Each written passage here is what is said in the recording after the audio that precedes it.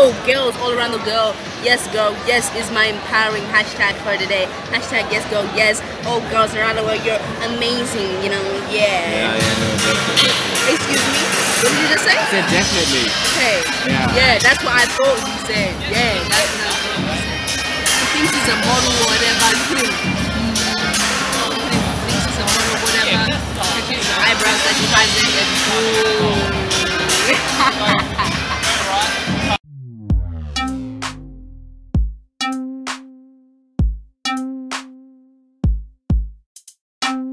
Welcome to the Middle of Podcast. And this is an episode that we're doing with one of my cousins, a really close person to me. I know I keep saying faves when I say these like intros and stuff, but she really is one of my favorite people ever. And yeah, welcome to the Middle of Podcast. I am the host, Mako Mborero, and today we've got with us Vhene or Queen V. Hey. You know the names. You know the vibe. Right. You know the vibes. You know what we're saying. Exactly. Exactly. So, okay. Introduce people quickly. Also, before we even start, you are looking fresh. You're looking beautiful. Hey, thank you. Yeah. You know, I couldn't just come onto the podcast and looking any which white type of way. I needed to come and represent the Zimbabweans down under in Australia. Anyway, let me introduce myself. Yes, as Mako just said, I am Vhene. I'm 19. This adulting life is not for me, but 19 is. Hey, love being 19. I'm currently studying at the University of Notre Dame in Western Australia, Perth, all the way down under in the most isolated city in the world, but I'm loving it. And yeah, that's basically just me. I love God. I love family. I love Jesus. That's basically it. That's all I got to say. Well, yeah, that's all for me. Amen. And Amen. What we're really going to be talking about today with Kai is going to be just the experience of living and growing up in the diaspora, you know, and just everything that has to do with that. So yeah, that's one of the main chatting points for today. Like she said, she has, just tell us where have you lived, when did you leave Zimbabwe? Okay. Yeah, about that. Okay, so I was born in Zimbabwe, but then when I was 1 year old, my parents moved to New Zealand, and we lived in New Zealand until I was 3 years old, so for about 2 years. And then we moved to Australia, and we actually moved first to Kalgoorlie. And then in Kalgoorlie, it's a small country town that's about 6 hours away from the capital city of Western Australia. And then I think we've stayed there for about 6 years. And then we moved to Perth. And I've been here ever since I was 11 years old, 10 years old. I've been here, and right now I'm 19. So we've been here for about eight years. So it's been a long time. Yeah, so that's basically the journey. And basically I've known life. Yeah, I've basically, my life as I know it, I've remembered in Australia. And then I've obviously gone back to Zimbabwe for holidays, for weddings and stuff like that. But yeah, this is home right now. It's always the weddings. It's always. You know, I'm the #1 flower girl. You know, best believe I still have my flower girl dresses in my wardrobe. Best believe. You're the one everyone. Where's Vhene? Where's Vhene? Look at with the flowers. Just with the flowers. With the flowers. Just practicing for the future. Hey. Sis was practicing. Sis says, I'm gonna make bank. Watch me sprinkle these flowers like I'm gonna sprinkle bank on you. Oh my days. No, that's good, dude. That's good. And so like you said, you've been out of Zim since you were like 1 year old. And what has that been like for you in terms of you know, in Australia, you fortunately do have some cousins with you and some family that side with you. But that's the family, right? Yeah. Also, your mom's side of the family is also just all over the place. And how's that been for you, you know, growing up with part of your family, but also not with the other half, and how's that experience been like? Well, yes, what you touched on before. So my dad's side of my family, the whole of my dad's side, it actually does live in Western Australia. So I did grow up with, my cousins. I'm actually the oldest on my dad's side. So I'm the first to do everything. I'm the first to finish high school. I'm the first one to go to uni. I'm the first one to drive a car. I'm the first one. I'm the first one. I'm the first one. I'm the first one.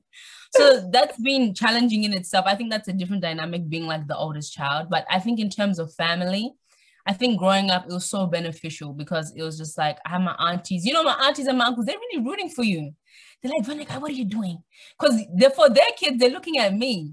They're like, hey, so if she did this, what is she going to do? Is she going to do this? Is she going to go to uni? Is like, Takuzo, you need to look at this. You need to look at this. Taku, Chene, all my little cousins, they look up to me. And so I think when I was younger, I didn't see, I wasn't phased. I really wasn't phased. I was like, I'm the oldest, gang, you know who the boss is, But as I get older, I see the responsibility that is. I was like, hey, people are really looking at me to see if I win. Because, for them, it's like, if I win, they win. That's basically the way family runs. It's like, if I win, if I, am successful, and if I, the reason why, my parents came to this country is so that I could have a better life or whatever. And if I can, if I can do that, bro, all of them win. They say, if you can do it, my child can do it too. So, so I think like, looking back on that, that's such a privilege. But I think in the same essence is like the other half of my family. So my mom's side, so Marco, you, and several of my other cousins, you're all over the world. So we have one in the UK, and the rest of you guys were in Zimbabwe and South Africa. Yes? Yes. And so for me, when I was younger, it I didn't really care for it because it's just like, I got my cousins here, I got my friends here. But I think as I grew older, I'm like, wait a minute. I have cousins that are the same age as me. Like, they're the same age as me. Like, why didn't I have that? And for a long time, I didn't know how to feel about it because I was still so privileged. I was like, oh, I'm still living a good life. I have my family, but there's this other half of me that I want to know. There's these other cousins that, they're literally the same age, because all of my cousins here, just for context, they are younger than me. And so I don't really have anyone to relate. All of them are babies. All of them are babies. None of them, I think the oldest, he is in his second last year of high school right now. So he thinks he's a big man, but he's not. He's not the same age as me. He's not the same age as me. And so, and so that's basically it. And then, so I think a part of me is so grateful that I have family here. And then also another part of me is like, bro, where's the other half at? The party's not finished until the other half is here. But I think it's definitely helped with identity issues having family that's here. I think it's definitely helped with me knowing who I am because I have people that look like me talking to me. And so I don't feel so alone.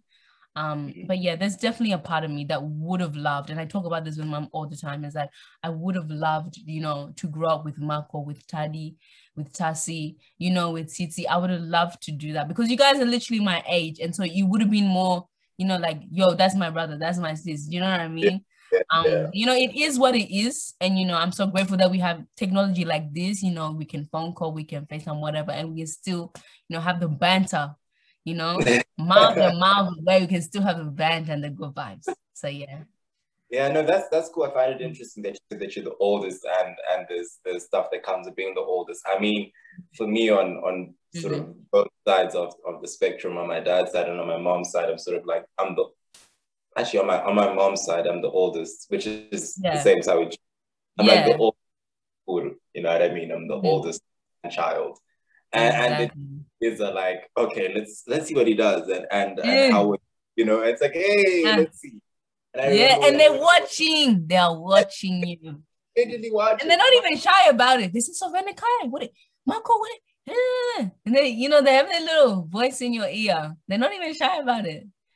They're not. They're actually not. I remember when I came to visit about 3 years ago, and I remember when we were sort of spending quite a bit of time together, and And it was interesting to see how for the younger, your younger cousins and stuff, they were really interested in knowing more about Zim. But like at the time, like, you know what, one of those things that, like you said, you grew up with your cousins around, so it's like cool, but they still had like, things they wanted to know about Zimbabwe. And obviously, you know, you've come back on holiday a couple of times, but it's different living there. And what would you say things that you would have wished you had experienced in Zimbabwe based on the stories you hear mom talk about, what you hear myself or Tadiwa talk about? By the way, Tadiwa is my brother. So yeah. But myself, Tadiwa, Titi, you know, Tasi, when you hear us talk about Zimbabwean experiences and certain things, what are some of the things that you wish you had experienced, either good or bad? But what are some of the things that, you know, hearing your parents talk about? First of all, I wish I would have been there for all the Mbuya conversations. Because all your Mbuya conversations, you know, she came and visited us in Australia for like a month and a half. And I was like, wait a minute, this is a taster. And I'm already like, hey, imagine growing up with this woman. Imagine growing up. That's the number one on my list. I wish I would have grown up with my grandparents. I think both sides, because both of them still live in Zim. But like definitely Mbuya and Sekuru. Hey, a girl can light up a room. Amazing. Yo. Yes, you don't mess with that woman. She prays to God, you know. God is a friend. God is a friend. You don't mess with that woman. Yes, you don't mess with that woman. I think the second thing is definitely growing up with you guys, my cousin, and also my aunties and my uncles, because me and my mom talk about it. It's just like she obviously in her head when she's going out, she's like, you know, my sisters, we're gonna have our children and they're gonna grow up together and they're gonna know my sisters and they're gonna tell, you know, stories and stuff. And so I genuinely only have memories from when we went on holidays and also the stories they told when we went on holidays. And that's all I know. But otherwise, I kind of have to feed in through you guys. But yeah, I really, you know, that's probably a part of my heart. It's like, oh, it would have been nice if, you know, I had Marco there. Be like, Marco, help me out with the boys, you know, all that stuff. You know what I mean? Because I literally have no one my age that kind of, that's literally my age. That's my family. Do you know what I mean? And I think the last thing that I wish I would have experienced if I was, you know, is the partying. Because the way you talk about it, guys talk about the parties. The way Titi talks about the parties over here, I said, hey, I got to see this for myself. I got to go to one of these for myself. Your social events, I feel like not even just you guys, but just Africans in general, they know how to party. I'm so sorry, the party's here. Dry, dead. What are you doing? People can't dance. People don't know how to keep to the beat. It's not even like the beat thing. It's just like, people are like, I don't want to dance. I'm shy. Shy where? We're supposed to be having fun. What do you mean shy? I don't care if you can dance or not. It's the confidence that, you know, that makes you able to dance. But yeah, I feel like, because sometimes when I'm at parties, I'm like, let's go. And nobody's on the dance floor. I'm like, this is not fun. It's not fun dancing by yourself. It's not fun, like, you know, partying by yourself. But yeah, I think the way I feel like party is a very like a triggering. It's like party, like, yeah, gonna go crazy. Not like that, but like the way you're exactly like you're having a good time with your friends. It's a bit different here. It's very westernized here. So it's just like you go for coffee. You know, the parties are very polite and respectful. I'm like, no, nobody wants to dance. But I think that's probably turn up. Yeah, people there, you guys know how to have fun. You know how to have fun. And it's not, I mean, obviously fun can be, you know, it can be taken to the extreme, but I think you guys know, like my type of fun is your type of fun. And I want to experience that one day. But yeah, that's all for me. That's all for me. All right. No, that's calm. That's calm. I definitely get that. I hear that chat. And you know, if you know, you sort of said, you know, all of that stuff, my other question then, you having, you know, all these things that you'd have wished you'd experienced, sort of going forward, does quick one. What are you studying? I mean, I know what you're studying, but for the sake of for the podcast, yeah, for the sake of the middle of, okay. So I am studying nursing at the University of Notre Dame, but the goal is to do a postgrad degree in medicine. But, you know, we'll see what God says after my first degree. We'll see what God says, but, you know, that's the plan. Obviously, God willing, all of that happens. But yeah, that's basically what I'm doing right now. And I'm also currently looking for a job. Okay. Yeah. All right. Mm-hmm. And I'm living with my parents. Just so everyone knows. This is my parents' house. I'm sitting in my parents' house. And you know what? Like, I know that quite a number of people, you know, live with their parents and they go to uni, and others don't. What's your experience like? Because I don't live with my parents and I'm at school. You know what I mean? Okay. So, and your experience are different in terms of you know, living arrangements. And how's it been like you, you know, in terms of living arrangements? Okay, so for me, I love it. I think in Australian society, it's very normal for children to stay at home during uni. It's very normal. Like some people move out, but it's not like I'm gonna move out, I'm gonna live on campus, I'm gonna live in res, whatever. It's not really like that type of thing. Normally the students that live in res in universities here, they're either from country town, so they have a really long commute, so like 3 hours away, 6 hours away, 10 hours away. Those are the people that really live on res, or they're coming from interstate, so they're coming from either, you know, Queensland, Victoria, New South Wales, and they're coming to study here, and so they're living on campus here. But in terms of life here, I love it. I mean, at the start, me and my parents, we had to figure out this new dynamic, because the new dynamic was I'm no longer a child. I'm an adult. I'm an adult now. Legally. Well, I'm an adult, right? Legally, I'm an adult. So in my big brain, I'm like, I'm an adult. I'm an adult. I'm a big girl, yeah? I'm a big girl. But my sister was still a child and she thought she was a big adult. And my mom really put me in my place very quickly. And I quickly fell in line. I said, oh. Wait a minute. I was like, yeah, this is it's either going to be very hard for me these next few years, or it's going to be very easy. What lane do I want to take? Easy. Thank you very much. Easy. No question. And I think also my parents, I think for me, I just had to basically realize like, yo, like I still live with my parents. I still have to respect them, you know, because my parents, if I'm out late, they stay up until I arrive home. They stay up until I arrive home. I say, Mom, you don't need to do that. Like, is your mom, at least, you know, when I was on, she tends to sleep relatively early. Like, not like 8 o'clock early, but like by 9:30, you know. She's gone. Yeah. She's ready to go. Like, staying up for you to like come back home, that's kind of funny. Like, that's kind of funny. And I'm just like, Mom, you don't need to do that. You don't need to do that.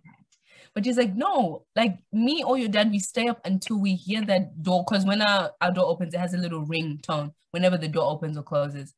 And I said, so for me, I have to respect that. You know, they have work in the morning. Like if it's a weekday, I'm going out. They have work in the morning. So I say, guys, I'm so sorry. I cannot continue partying. I have to go home so my parents can sleep. Not so that I can sleep. So my parents can sleep. Parties. Yes. But anyway, it kind of gives me, to be honest, I always like to leave parties early because I'm already tired. I'm already tired when I go. So it's just like, my parents, I live with my parents. That's my excuse. But actual fact, I actually like it. And then, and I think more than that, I think they also had to learn what it meant to have an adult child, because I'm their first adult child. They've never had a child that's an adult before. They've never had a child that, you know, has their little license. They go screw with their little car, goes, may not text. You know, I'm really bad at communicating over the text messages because I'm just having too much fun. So I'm not good on, I would admit that. I'm not good at saying, Mom, I'm okay. I will just not reply. It's just bad. So she's already like, ah. But anyway, and so I think for them, they also had to kind of release some boundaries. That at least, oh, you're frozen.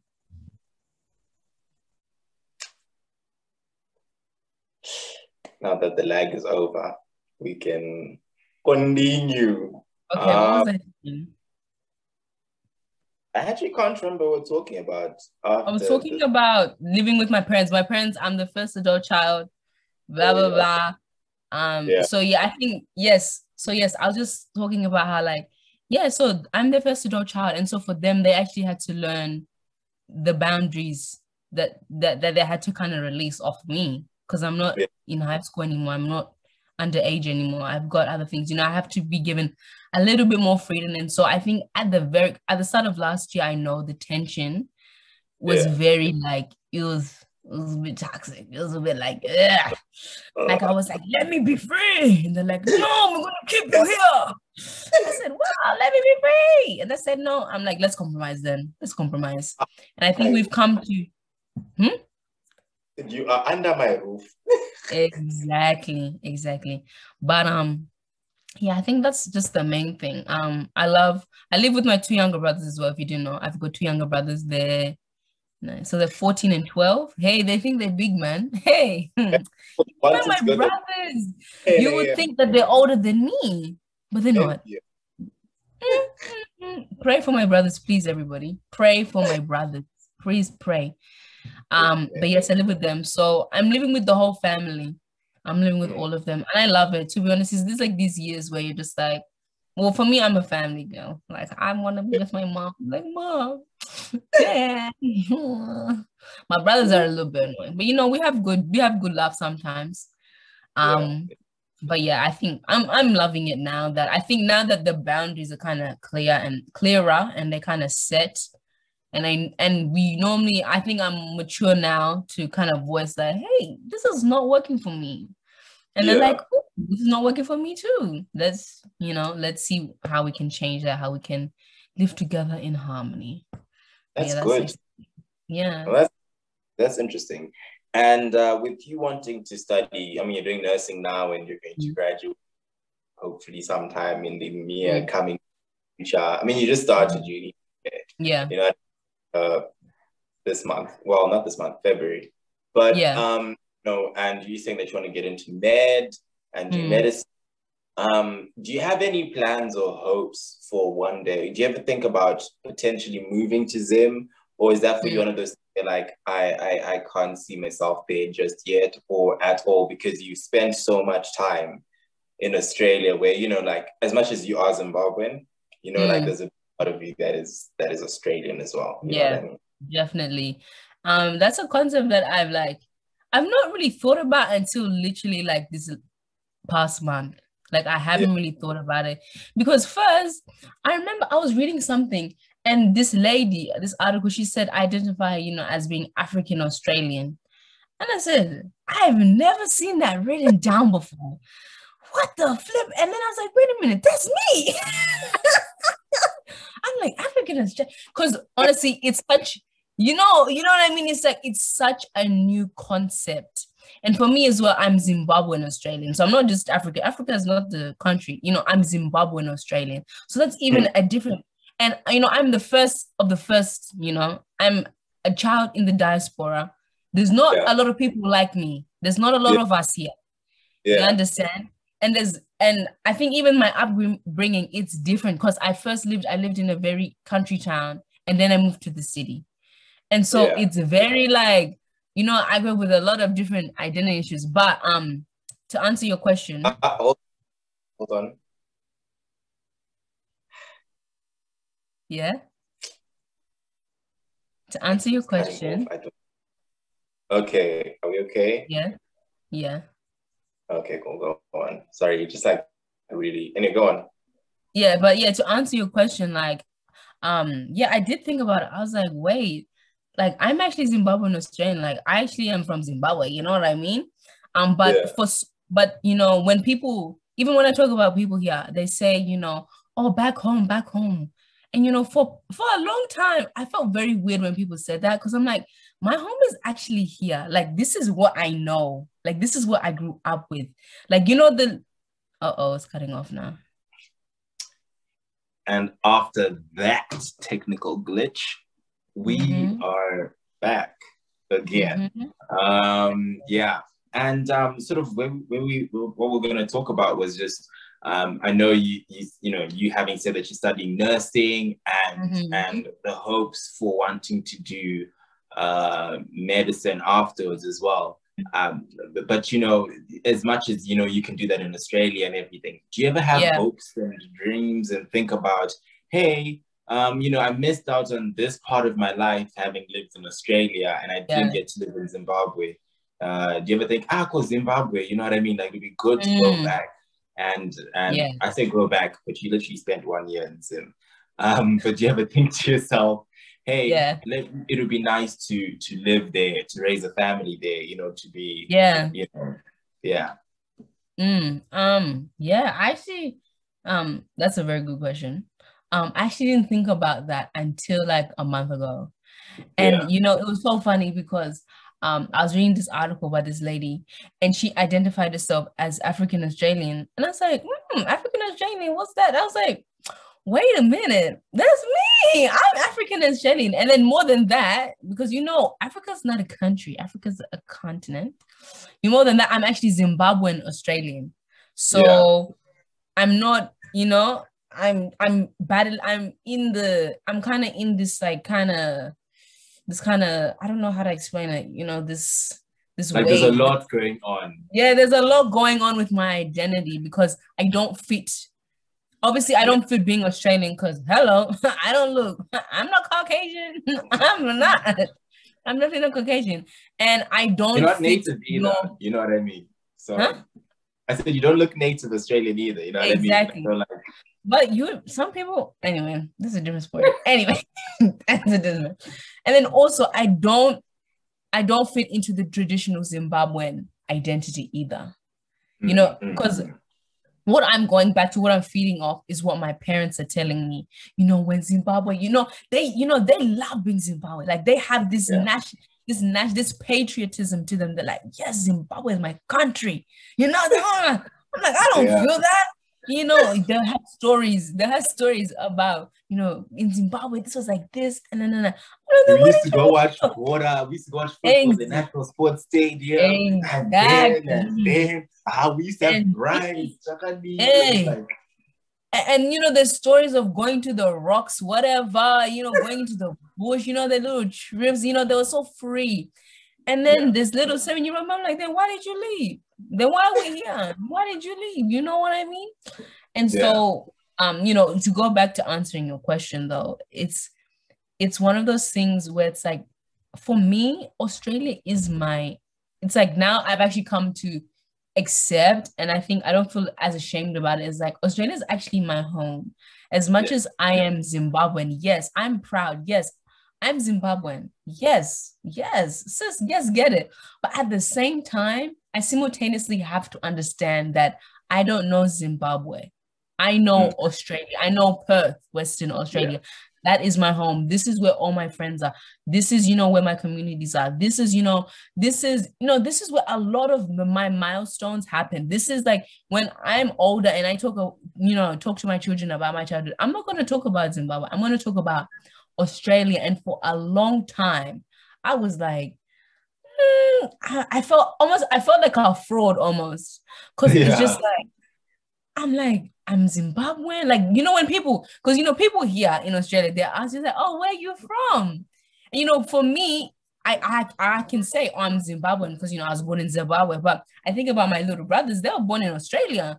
They say, that's like, you say, where are you from? I say, oh, I'm from Kalgoorlie. I was born in Kalgoorlie. But they don't look native. They don't look Caucasian. So, and it's like, no. And then they ask, oh, where are you really from? And then you're like, I know what you want to know. You want to know my heritage, my ethnicity, whatever. And so then you say, oh, I'm from Zimbabwe, but my parents moved. And you get the whole school, oh, we moved to New Zealand. And then it's like, bro, Why are you in my business? Why are you in my business? You know my whole life story. For what? For what? Um, Yeah. But yes, and for me, I think going back, whenever I think about going back, it's never permanent. Like Yeah. for me in my head, it's like I would maybe go back um to I would go back, yeah, to maybe to work, to train. I don't know. Like I was talking to my uncle about it, and he said he was talking to me and Titi, our cousin, our other cousin, Yeah. and he's like, Yeah. yeah, you guys are gonna go back and you guys are gonna train. And then there was another part of me is like, what happens? And then there's also another part of me is like, what happens if I don't want to go back? Like obviously I want to go back for holidays, see family, but what happens if I don't want to go back? Because that's not comfortable to me. Yes, I have family there, but like that's foreign to me. It's technically, literally, it's technically foreign to you. Where for example, for me, being Zimbabwean and growing up in Zimbabwe, that's what I know, and that's what I'm used to. And being anywhere else for school or for whatever, that's foreign. But for you, having grown up in Australia, is local and is sort of home to you, and then being here is like that's kind of foreign, even though it's meant to be home, but it's not a home that you've lived at forever. Exactly. So then there's more confusion there because it says, wait, I'm Zimbabwean, but being in Zimbabwe is foreign to me. Yeah. Just take that in for like the confusion. And imagine you as 7-year-old, 10-year-old, you're saying I'm Zimbabwean, but going to Zimbabwe is foreign to me. Like I go to Zimbabwe for holidays. I don't go there to live. I go there to see and I come back home, which is Australia. So then and then you're like, hey, why life be so hard? Why can't it just be so straightforward? I'm a very I feel like a very linear thinker. It's just like, bro, like it just like let's just do it. Exactly. But yeah, I think to answer your question, it's never the way I've thought about it now, it's always to go back and then to come back here. It's never permanent to go back. I could go there maybe for a couple of years. I think my max that I probably would do is probably like 3 years, between 3 years, but then I will come back here. Do you know what I mean? Because this is familiar to me. Yeah. No, I definitely get the chat. And like with a lot of things, it's like okay. Also, a lot of it is like it's all in the air as well. You know what I mean? Because even being Zimbabwean and growing up in Zim, it's like, okay, cool. People are like, okay, I'm gonna spend like 3-5 years outside of Zim, then I'll come back home. But a lot of things are in the air. You know what I mean? It's like we'll see also as we go along. And I definitely get that chat. Yeah. And with all this said about your experiences, and I think just now you touched upon the whole heritage side of it. So people ask where you from, you're like Australia. And then it's like, and where exactly are you from? I really, really, where are you from? It's like, my business.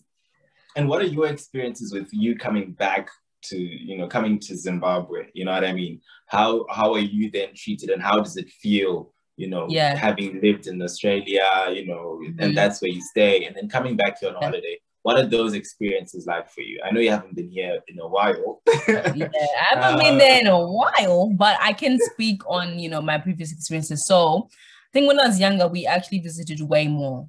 So, but I remember when I was younger, I think the first time when I was talking to my mom about it, I think the first time I was very excited because, she was saying, oh, your cousins, oh, your aunties. And I'm like, and she said this comment. Let's see them people. Yeah, let's see them. Let's see this, these people. And I remember, no, I don't remember, but my mom tells me, when we landed in Zimbabwe, I asked this question. I said, why are there so many Black people? There's 7-year-old me. I'm how old? I'm 6 years, 7 years. I said, why are there so many? Because obviously I've grown up and there's white people everywhere. And, I think even as a 7-year-old, you think, oh, I'm also white then. If everyone is white, then I'm white. Like the way you think is not matching up. Yeah, no, I get you. I get to Zimbabwe and say, why are there so many Black people? And it's not like it's just very innocent question. It's just like, I never seen this many Black people. It was something you noticed, yeah. Yeah, it's something like, oh, this is very different. This is not what I'm used to. But I remember, I think from the first trip, because we're going for a wedding, so it was very exciting. I forgot whose wedding it was, but I was a flower girl, I was fly as flower girl. Which wedding was it? Was it Sekrugina? No. I think so. No, Was it? no. Wait, Oh. if you were six, I'm trying to. No, it wouldn't have been. It wouldn't have It been. was who are they? Babashi. What? Was it Babashi? Yeah, I think so. I think Yes, so. it was I them. think so. I think it Yeah, was yeah, them. yeah. Yeah. Because obviously that was the first time. And then I think there was one where all of the sisters were together, I think, because Mushi was there as well. The next time we went. So I remember the first time it was good. It Oh was yeah, all I remember hurrahs. that. Yeah. Yes, because the first time was good. You know, it was the first time I was going on a plane. And I remember it. You know, it was all fun. It was fun. And then I think the second time we went, it was the same deal. I was excited. I was like, oh, I'm going to go back there. Going to have fun. I remember playing on Buya's the play set outside. I remember playing with you boys. With the swings and the jungle gym. Yes. I remember playing with that, you know, in the sand, in the dirt, and the dogs. You know, yo, your dogs are scary. Hey, look, those are not my dogs. Those are Mbuya's. Mbuya's dog was scary. All of us. Okay, so just like as a quick background thing, like, so my grandma Mbuya has two. She used to have two dogs. There was one brown one and one just black and brown, and one was called Rambo. The other one was called. I forgot the other one was called, but the one called Rambo was like the scary dog.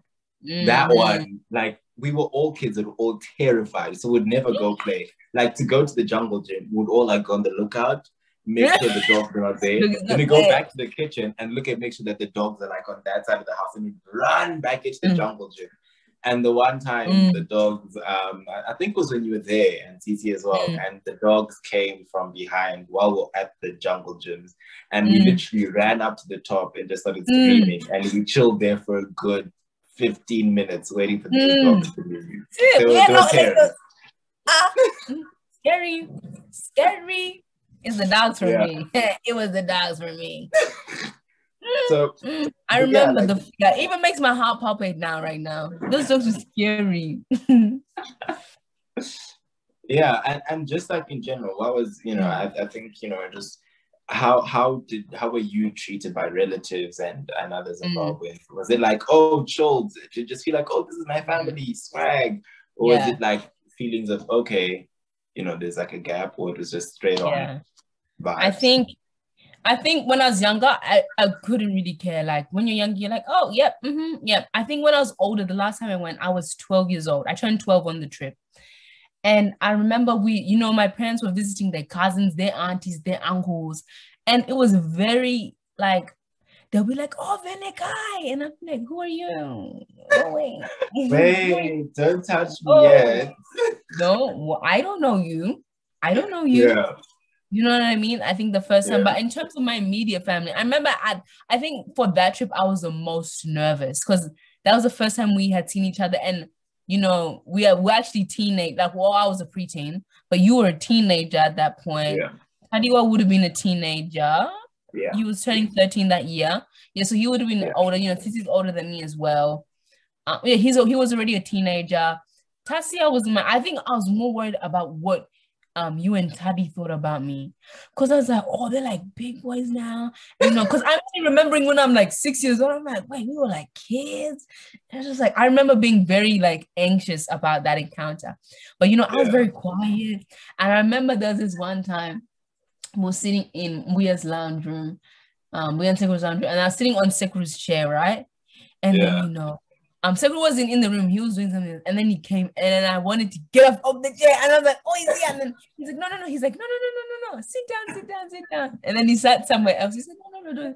And then I remember, it was quiet, and then everyone was quiet. This was like one of the first kind of days. You know, I hadn't said anything to anybody. I was just quiet.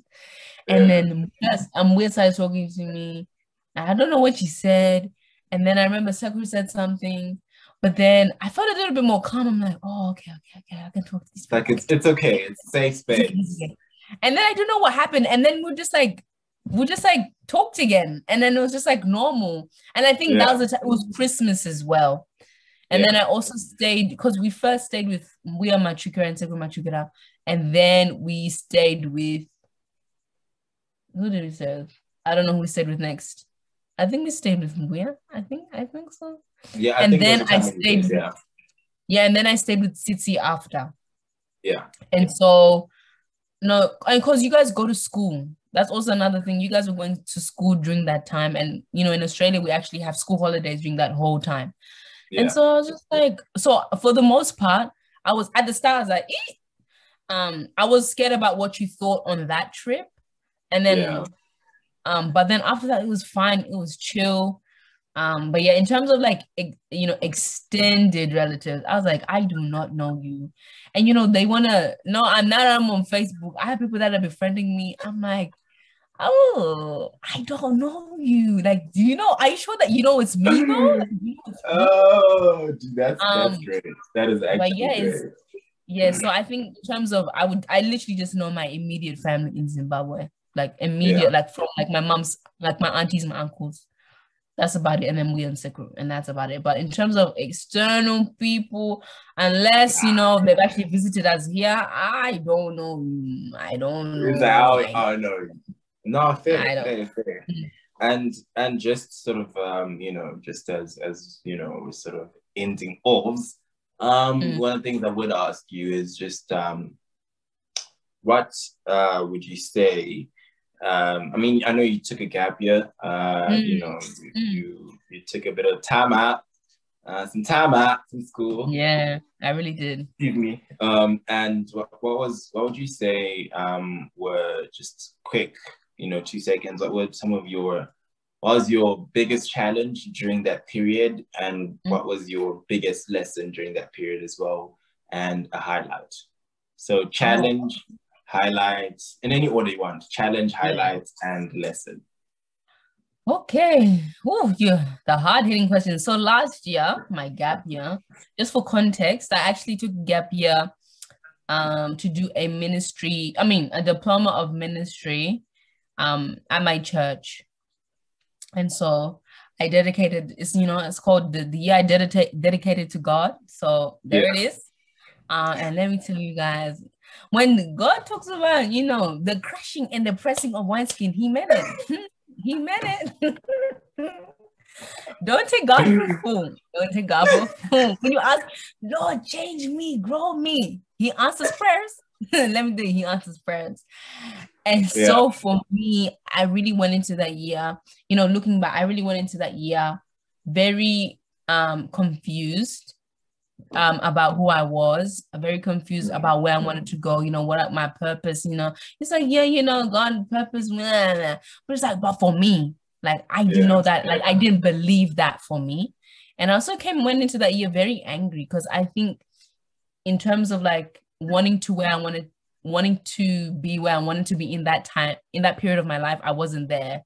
You know, I was just like, I don't like it. I don't like it here. I was angry. I was frustrated. I had a lot of emotions. And I think, yeah, a lot of me, you know, I didn't have a lot of joy. Do you know what I mean? I didn't have I was very, and that's sort of being like a big challenge for you, hey? Yes, I think the biggest challenge for me, and you know what the biggest challenge for me in that was my pride.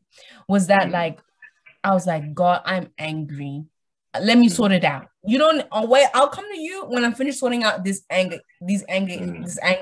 this frustration, this resentment that I don't know where it's coming from. Let me just fix this by myself, and then I will go. Like, that's pride talking. Then I'll come to you afterwards. Yeah, I'll come to you when I'm okay, then we can talk.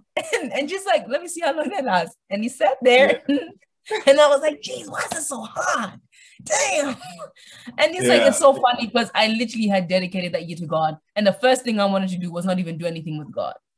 So I think the biggest challenge was my pride, which thank you, Jesus, that he's so patient, that he's so kind, and that he really just, he really just was like, girl, come sit next to me. Let's chat. let's just chat. And so I think that's the biggest challenge for me. I think the biggest life lesson that I learned. There's so many. I think for me, the one that can come to my head right now is that be consistent. Be consistent and just stay true to who you are. Like be who you are all the time. And it's okay if nobody else likes that. Like, you know, that sounds so cliche, like, oh, like, be yourself. No, but genuinely, like, no one can be you. Like, no one can be me. No one can be Marco. Like, God created us also differently. And I think for a long time, like, I knew that I was different. I think also because of like my background and because I'm the first child and because you know, I'm so different from everybody else here. Like, I'm literally a Zimbabwean Australian. And so my experiences are very different to a lot of my friends who their identity is pretty well, in terms of like culturally, their identity is very like, you know, it's pretty set. Like they know I'm Australian. But for me, it's just like, it's like I felt so lonely. And you know, God had talked to me about being set apart. God had talked to me about, I'm like, but I don't want to be set apart. I want to be why like should I? Yeah, it's like, why did you do that to me? Like, couldn't you pick someone else to be like this? Like, why do I have to like be the first one to do everything? Like, because honestly, it's like me, it's like I was thinking like I'm the first one to literally fail at everything. And that's not a bad thing. It's just because I'm the first person to do it. And that's okay. And so literally just like stay in your lane, pursue God with everything. Pursue God with everything, and he will bless it 10 times fold. Not that you do it so you can get 10 times fold. That's just a bonus, but pursue God and you'll be so fulfilled and so content. And yeah, that's what the year really taught me. And I like how you answered. Huh? I was gonna say, it sounds like you literally answered all three questions in like one go. And I was like, okay. But I think in terms of the highlight, I think my highlight was just getting back to the basics with God. My highlight was just like stripping back. I think God really just like really just broke down a lot of the walls that I'd built up over the years. Like, I gotta be, you know, I had a little hint of perfectionism in there. You know, I have to be perfect. I have to be this. You know, I can't mess up. I think even though I didn't admit it in my head, I think underlying subconscious, because I'm like oldest child, oldest grandchild, person did everything. Just like, I gotta get everything good. Like, people are watching me. Like, I gotta make my parents, you know, not that my parents are putting pressure on me like that, but like, but it's like self-inflicted pressure. Yeah. It's like, I gotta do my parents proud. I gotta do me and Circle proud. You know, people are, and then it's just really God just like stripping back and be like, first, you are my daughter. Like, know what it means to be my daughter. Know what it means to be sister. And then like really just clearing up my theology around what it means to be a sister to my brothers, to be a sister to my, you know, younger cousins, to be a sister to my other cousins, my boy cousins. And so what it means to be daughter, cousin, you know, the whole spiel, friend, everything, and just like really restoring, like really just like I feel like he just gave me back my breath. It's like I was holding my breath or something. Like, he gave me back. He's like, breathe, bro. Breathe. He's literally like, breathe, chill, calm down. I hold the universe in my hands. Just chill, calm down. Like, I got this. And I think just letting go, just being like, but that's been the highlight. No, that's fair. That's fair. And no, I think here we're good to go. And thank you so much for joining us. Who knows if we'll have you in the future or not. But and thank you everyone also for listening, and for those who are watching for watching. This has sort of been Vhene's story on, and just her own experiences on growing up in the diaspora. And just the whole experience, you know what I mean? And thank you so much for taking time out. I know it's like night time. Yes, you guys, it's 10:15, yeah? It's 10:15, but I'm still awake, I'm still alive. But honestly, Marco, what you're doing here, God is blessing it. I'm praying that God blesses it. Thank you so much for, you know, letting me have the privilege of being on the podcast, because I was listening before, and I said this even before. There's models, there's business owners on here. What am I doing here? Little old me in Australia, just doing my nursing degree. Leave me alone. I didn't, you know. But I hope this blesses. I hope my story blesses someone else. Just show someone else that, you know, they're not alone. That says everybody's struggling. Everybody needs a little bit of Jesus. Not even a little bit. I need everything. Every bit of it that you can get. every little bit of him. I need everything. Yeah. But yeah, I'm so privileged. I'm so proud of you, Marco, man. Like, you inspire me to a T. And honestly, I just love what you're doing. I love, honestly, I'm a big podcast listener too, but I don't know if I'll watch this podcast because I don't like the sound of my own voice. I don't know if others will. You've got a lovely voice, dude. That's okay. And no, dude, honestly, thank you so much. And I will talk to you sometime soon.